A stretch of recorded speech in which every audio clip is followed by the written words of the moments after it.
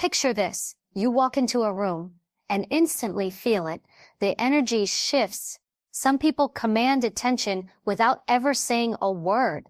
They don't shout. They don't beg for approval. Yet every eye turns to them. You know the type, you've seen them in boardrooms, on stages, in social circles, the kind of person who doesn't just walk in, they take over. Now, let me ask you this. What if you could do that? What if you could walk into any room, any conversation, and not just participate, but control it? What if you could outthink, outmaneuver, and outsmart anyone without being the loudest voice, without being the most aggressive, without even breaking a sweat? Here's the truth. Dominance isn't about muscles. It isn't about money. And it sure as hell isn't about yelling the loudest. It's about understanding how people operate and using that knowledge to your advantage. The most dangerous person in any room isn't the one who swings first. It's the one who's already 2 moves ahead before the fight even begins. For the next 30 minutes, I'm going to show you exactly how to do that. I'm going to give you 5 rules. Rules that, if you master them, will allow you to outsmart anyone. These aren't gimmicks, they're not tricks. They are principles that come from the worlds of intelligence, negotiation, and human psychology fields, where being able to read people and control situations can literally be the difference between life and death. So if you're ready to stop playing small, if you're ready to stop letting others dictate how you show up, then lean in, because once you understand these rules, you won't just play the game anymore, you'll control it. Let me paint you a picture. Imagine you're about to walk into a room filled with strangers. Maybe it's a job interview, maybe it's a high-stakes meeting, or maybe it's just a dinner party where you don't know anyone. The moment you step through that door, before you even open your mouth, every single person in that room is sizing you up. They're making judgments about who you are, what you stand for, and whether or not they should take you seriously. And here's the kicker. They're doing it in less than 7 seconds. That's how fast human beings operate. Our brains are wired to scan for dominance, for confidence, for threat, for weakness. You don't get to choose whether they judge you. You only get to choose what they see. This is where presence comes into play. Presence is not about faking it. It's not about putting on a costume of confidence that doesn't belong to you. True presence is about learning how to harness your body, your voice, and your energy so that when you enter a room, you set the tone, not the other way around. Presence is that invisible armor you carry that makes people pay attention without you having to beg for it. Think about the last time you met someone who carried themselves with unshakable composure. They didn't rush their words. They didn't fidget. Their body language was open, steady, controlled. You felt it instantly, that magnetism, that aura that pulled you in. And you probably also remember the opposite. Someone who walked in hunched over, eyes darting around, nervous laughter spilling out of their mouth. You knew immediately who had control and who didn't. That's the power of presence. So how do you build it? It starts before you even step foot in the room. Too many people think presence happens in the moment. Wrong. Presence is prepared. Athletes don't walk onto the field cold. They warm up. They stretch. They visualize the win. The same applies here. Before you walk into that meeting or that room, you need to prepare your state of mind. Straighten your posture. Drop your shoulders. Breathe deep. Visualize yourself owning the space. If your energy is scattered, if your nerves are all over the place, it will show and people will read it instantly. Now let's talk about body language. More than half of communication happens without words. People are reading the way you stand, the way you walk, the way you sit, the way you hold eye contact. If you shuffle in, glued to your phone, mumbling hello, you've already lost. But if you enter with your head high, shoulders relaxed, steps steady, eyes forward, you're already winning before you even speak. Your body announces you before your words do. Presence is also about controlling your voice. How you speak matters just as much as what you say. Fast talkers who rush their sentences sound nervous. Voices that rise at the end of every phrase sound unsure. If you want dominance, slow down, pause deliberately, lower your tone. Not in pitch, but in steadiness. A calm, grounded voice will always command more authority than a loud, frantic one. Think about the difference between someone who yells to be heard versus someone who lowers their voice and makes you lean in to listen. One is noise, the other is power. Here's the secret. People mirror the energy you bring. If you're calm, they calm down. If you're confident, they lean into that confidence. If you're jittery, they'll sense it and lose respect before you even realize it. That's why mastering your presence matters so much. You set the emotional temperature of the room. The person with the strongest, most stable energy will always dominate the environment. I'll give you a real example. In high-stakes interrogations, the person asking the questions doesn't need to raise their voice. They don't slam the table. They sit still. They breathe slowly. They ask with calm authority. Why? Because the moment they lose composure, the subject senses weakness and seizes control. The calmest person in the room is always the most powerful. Think about that the next time you feel tempted to overcompensate with noise or force. But presence isn't just external. It's not just posture, voice, or eye contact. It's internal too. You need to master your mindset. If you walk in thinking you don't belong, people will see it. If you carry self-doubt like a backpack, you might as well be broadcasting it on your forehead. But when you carry certainty, when you believe that you belong in that room, that you have something valuable to offer, people feel it. Confidence is contagious, but so is insecurity. Which one do you want to spread? Now here's where most people go wrong. They think presence is about dominating others with arrogance. That's not true. Real presence doesn't shout, "Look at me." Real presence says, "I don't need to prove myself because I already know who I am." That's the difference. Arrogance pushes people away. Presence pulls them in. Arrogance is noise. Presence is gravity. And remember, this presence is a skill. You're not born with it. You build it. You practice it. Every single time you enter a room, you're training yourself. So stop waiting for confidence to magically appear. Build it through action. Start with the basics, straighten up, breathe, slow your voice, steady your eye contact. It's not about pretending to be someone else. It's about amplifying the strongest version of who you already are. The bottom line is this. Before you can outsmart anyone, you need to master yourself. If you don't control your body, your voice, your energy, someone else will. But when you own your presence, when you walk into a room with calm authority, you're already 2 steps ahead because the game starts the second you cross that threshold. And in those first 7 seconds, you've either set the tone or surrendered it. The choice is always yours. Every battle is won before it's ever fought.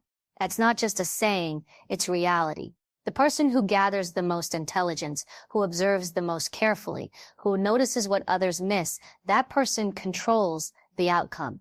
Most people walk into situations blind. They rush to speak, to prove themselves, to fill the silence. They think the louder they are, the more powerful they look. But here's the truth.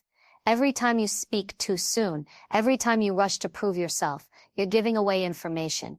And the one who listens, the one who studies, the one who collects those details silently, they're building an arsenal you don't even know exists. Human beings reveal more than they realize. They leak information constantly through body language, tone of voice, eye contact, even the way they breathe. The problem is most people aren't paying attention. They're too busy thinking about what they'll say next instead of observing what's right in front of them. Outsmarting someone isn't about talking them into a corner. It's about letting them talk themselves into one. And they will, if you give them the space. Think about poker players. The best ones aren't necessarily those with the best hands. They're the ones who know how to read tells. A twitch of the eye, a sudden swallow, a shift in posture.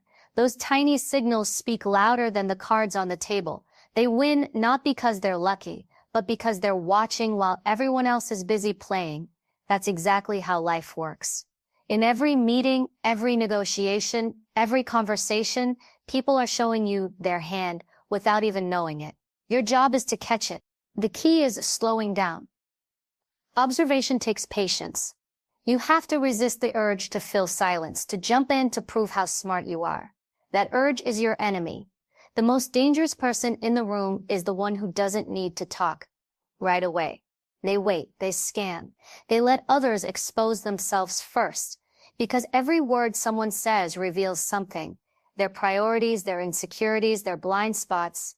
And once you know those, you can maneuver them however you want. Yeah, I remember a story from the world of intelligence operations. An agent walks into a negotiation with someone he needs information from. He doesn't launch into demands. He doesn't try to intimidate. He asks one simple question, then shuts up. The silence stretches. Uncomfortable. Most people can't handle it. Eventually, the other person starts talking just to fill the gap. And in that flood of unnecessary words, he gives away more than he ever intended. That's the art of intelligence. You don't get more by pushing harder. You get more by creating space and letting people hand it to you. Here's the mistake people make. They confuse motion with strategy. They think if they're active, if they're talking, if they're doing something, they're winning. But intelligence is about patience. You don't just look.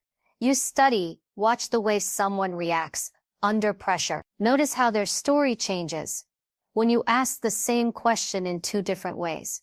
Catch the way their tone sharpens when a certain subject comes up.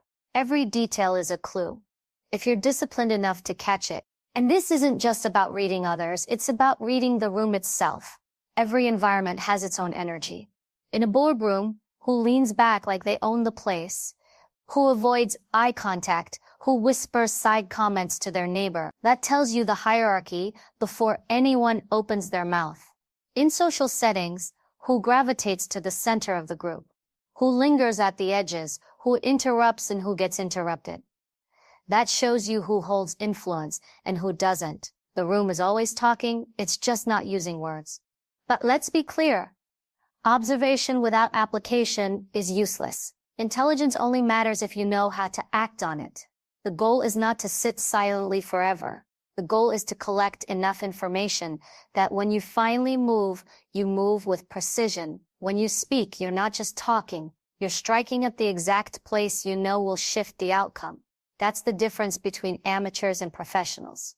Amateurs act first, think later. Professionals think first, then act once, and it's decisive. You need to treat every interaction like reconnaissance. Don't just pay attention to what's said, but how it's said. The words are only the surface. The truth is buried underneath in tone, pauses, slips, and contradictions. When someone says, "I don't care," but their jaw tightens and their shoulders stiffen, they care. When someone says, "I'm fine," but their voice cracks, they're not. Words lie. Bodies don't. Train yourself to see beyond the obvious. Another important piece of intelligence is asking the right questions. The quality of your questions determines the quality of the information you get. A lazy question gets you a rehearsed answer. A sharp question asked at the right time cracks someone open. And when they answer, don't rush to respond. Sit in the silence. Let it stretch. That's when people reveal the truth.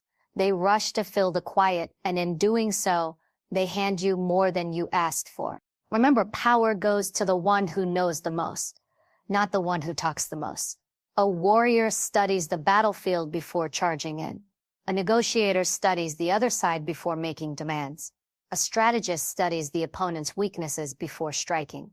That's how you win, not by flailing wildly, but by waiting, watching, then acting with precision.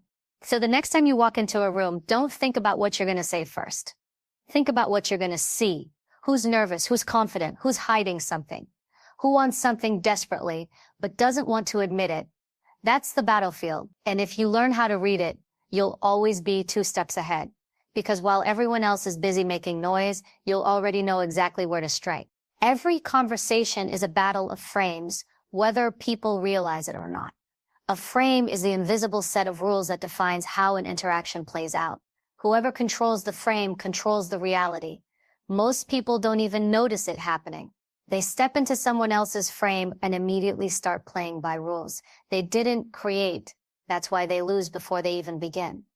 The truth is, it doesn't matter how smart you are, how persuasive your arguments are, or even how much authority you think you hold. If you're fighting inside someone else's frame, you've already surrendered control. Think about it like this. Imagine 2 people arguing.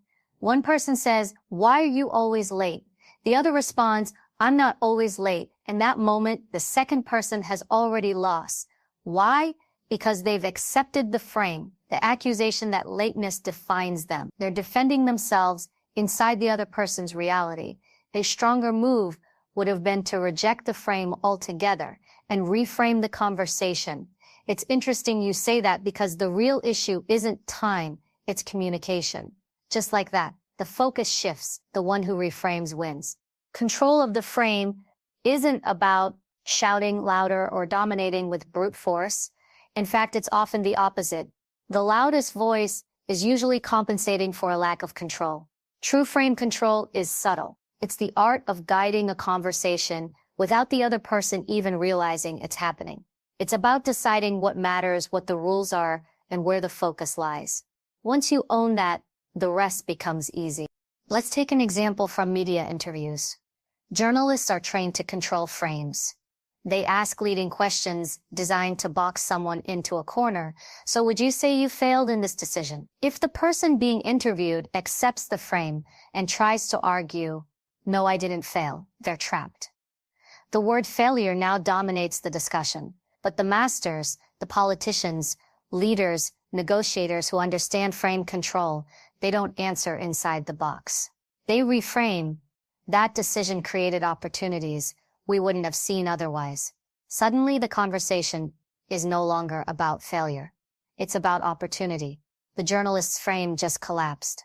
This happens in everyday life too. Think about job interviews when the interviewer asks, why should we hire you over someone else? That's a frame. If you scramble to justify yourself, you're in their box. But if you calmly reframe, the real question isn't why you should hire me. It's how I can bring the most value to your team. Let me show you. You've shifted the rules. You've taken control without saying, I'm in charge. Silence is one of the strongest tools for controlling frames. Most people panic in silence. They feel the need to fill it, to over-explain, to defend themselves. The one who stays calm, who waits, who lets silence hang in the air, they're in control. The person will almost always break first, rushing to fill the void, and in doing so, surrender the frame. That's why interrogators use silence. That's why negotiators use silence. It forces the other person into your rhythm, your timing. Another powerful tactic is redirection.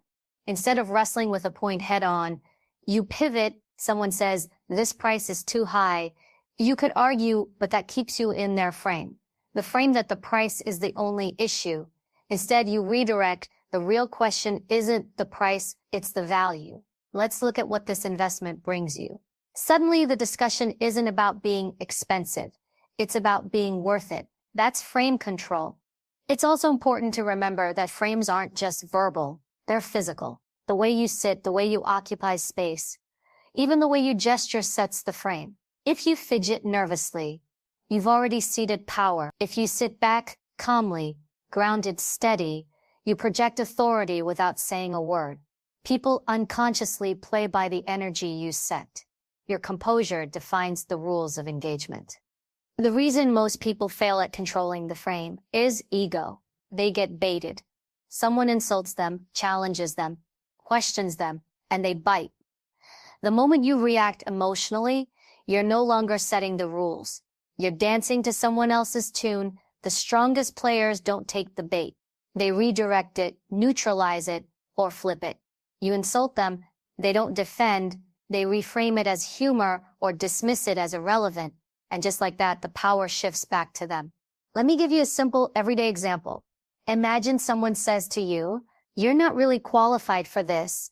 Most people would rush to defend themselves. No, I am. I've done this.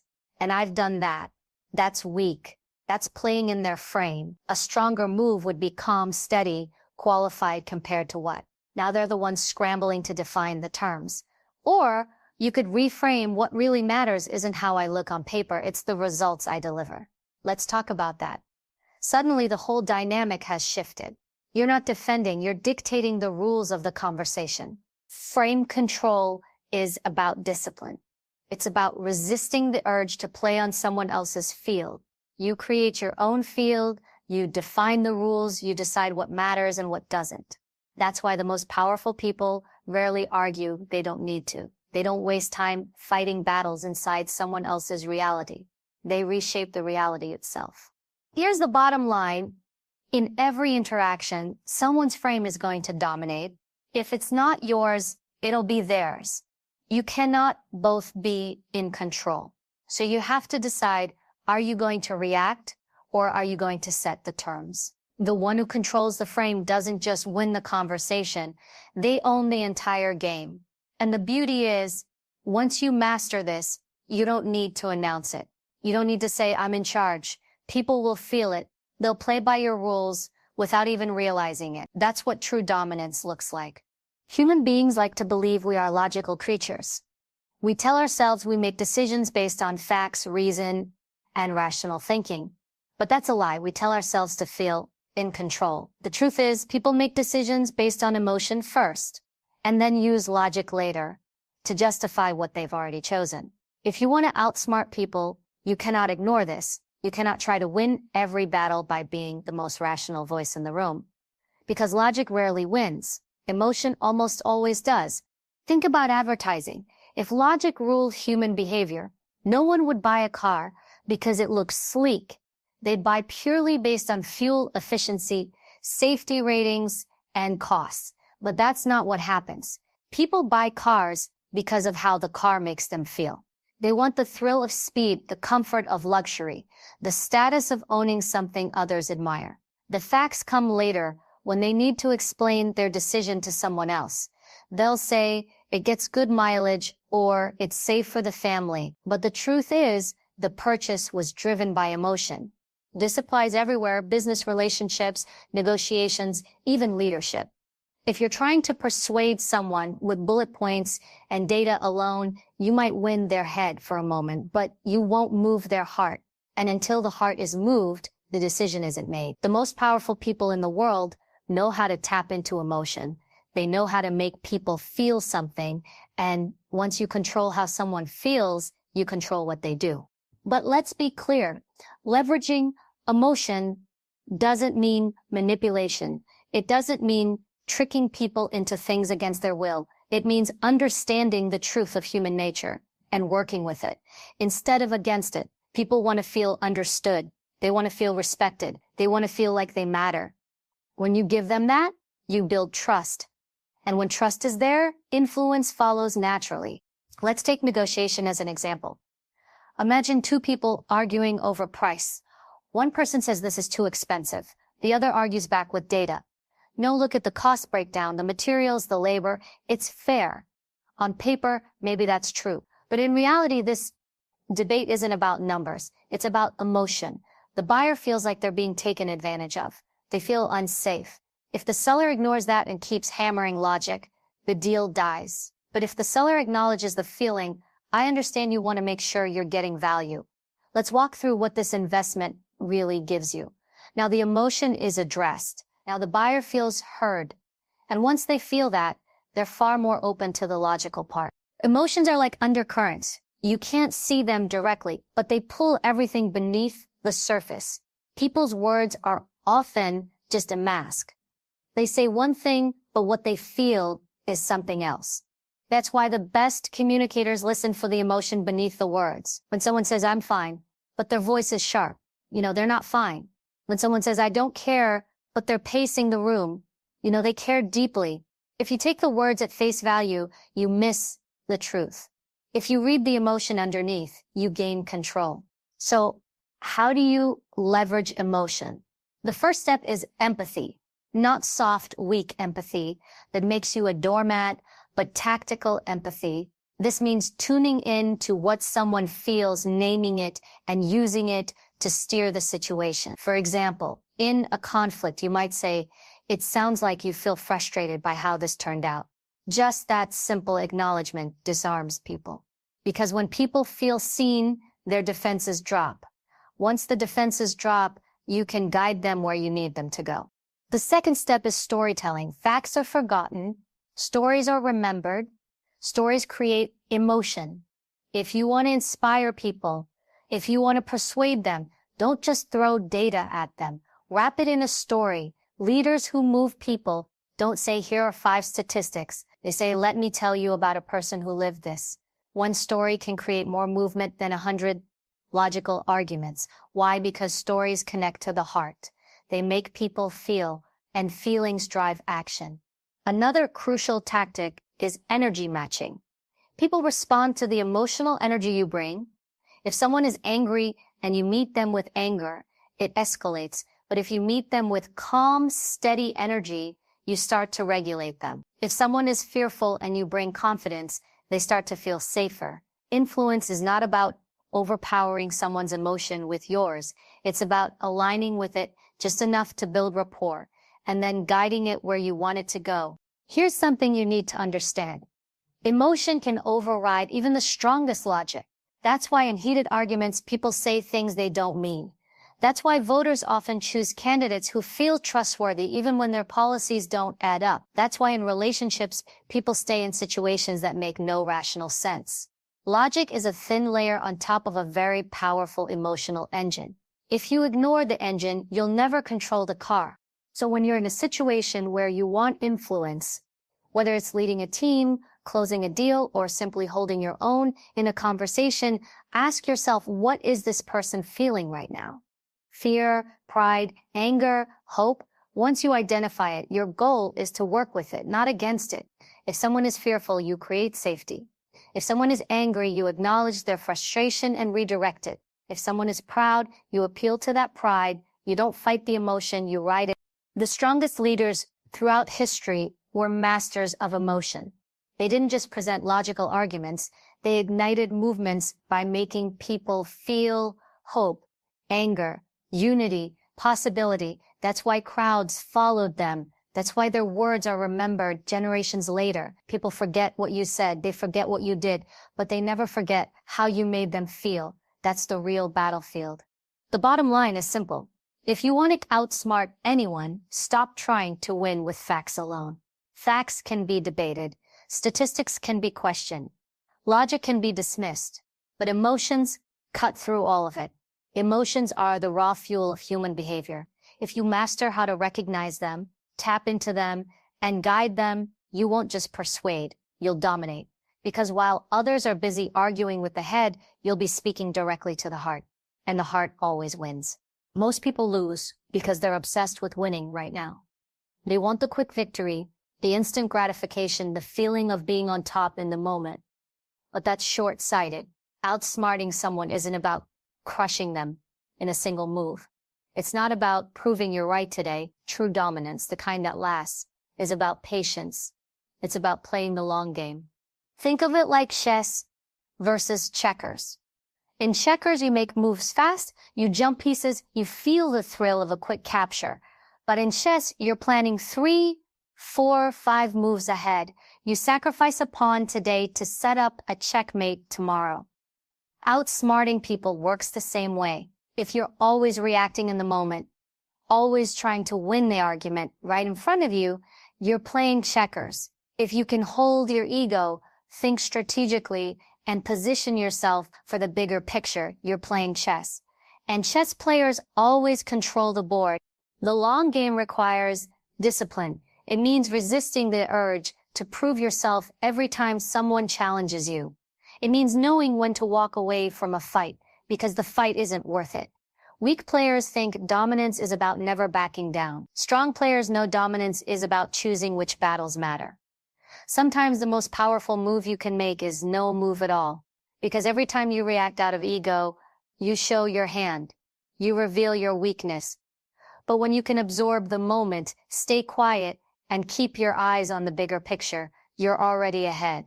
Let's put this into real terms. Imagine you're in a workplace situation. Someone tries to embarrass you in a meeting, throwing a jab to make themselves look superior.